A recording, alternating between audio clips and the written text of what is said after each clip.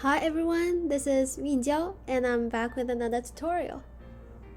And I'm going to teach you how to animate in Photoshop, the basics in 5 minutes. So first you want to create a new file. It doesn't matter what size, just create it.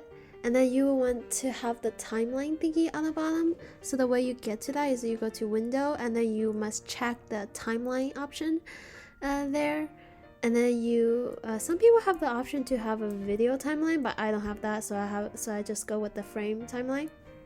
To create a new frame, you click the button there, and then for new layers you click that button, and then make sure they're going to the 3 horizontal lines there, and then unchecking any unnecessary settings that you don't want. And then to duplicate the frame, you click there, and that's about the major setups. And so now you're ready to animate, and then what you want to do is that you want to make sure that each layer you're turning the layers on and off for what you want to show. So let's say I want to animate a circle growing bigger, so for each frame I am drawing a circle that is bigger than the previous frame. So as you can see, I'm only keeping one circle layer open by clicking the eyeball there for each frame, right? And then all the other circles are turned off, so you can only see one circle for each frame.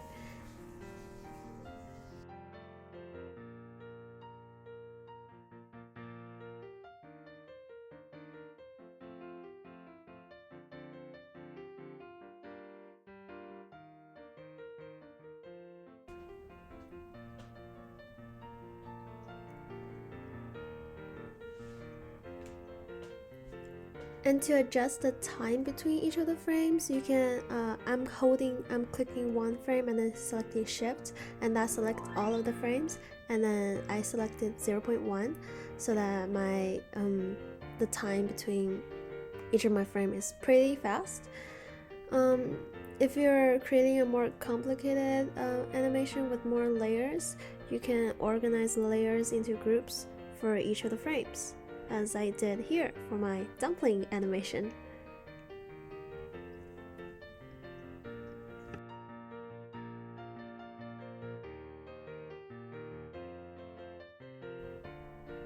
Okay, now back to our circle animation. So now you can test out your animation by hitting the play button on the bottom there.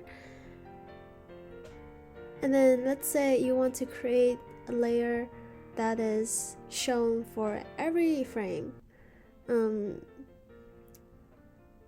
So you will create a layer. Let's say I want to have a smiley face throughout my animation. So now I'm selecting all of the frames by hitting a shift, and then I'm turning the eyeball on, so that will turn it on for every frame. Yeah.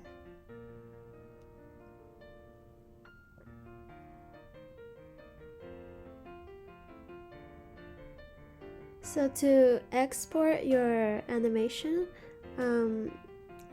you will go to Save for Web Legacy.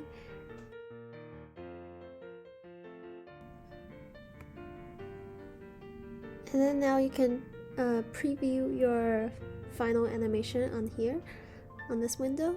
And then you can click the format that you want to save it as.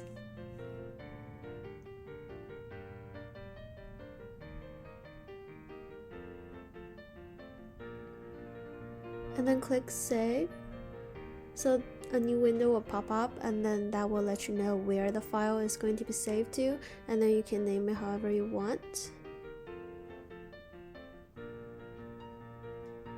And when you're done, you can click save, and then now the file is going to be on your, in my case, desktop.